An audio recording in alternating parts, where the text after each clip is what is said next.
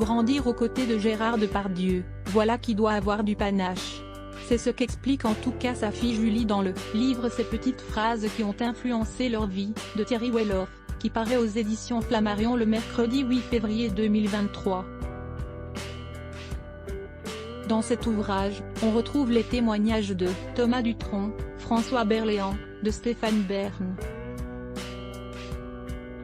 mais aussi de la compagne de Philippe Catherine, qui a connu une adolescence un peu mouvementée auprès de celui qu'on surnomme Pétarou, en raison de sa tendance à péter en toutes circonstances.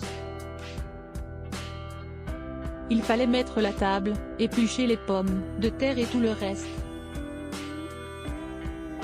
La phrase qui a influencé Julie Depardieu, dans le bon comme dans le mauvais sens.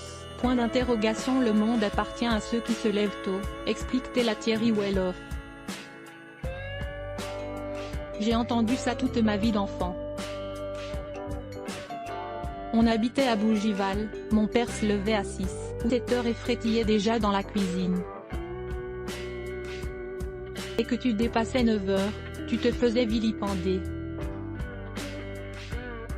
Vers 14-15 ans, tu as plutôt tendance à dormir jusqu'à midi, tu te faisais alors engueuler parce qu'il ne pensait qu'à manger. Il fallait mettre la table, éplucher les pommes de terre et tout le reste.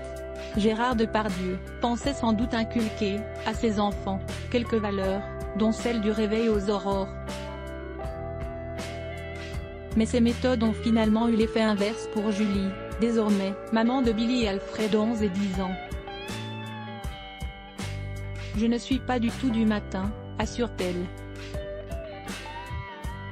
Mes parents étaient très actifs, si ce n'est pas hyperactifs, à fond dès le matin. Du coup, j'ai pris le contre-pied. Chez Julie Depardieu, l'ambiance est donc bien différente et la joie du sommeil semble privilégiée. Mais papy Gérard impose-t-il ses lois à ses petits-enfants, comme il l'a fait par le passé? Que nenni. Ils sont proches, racontait-elle à Paris Match.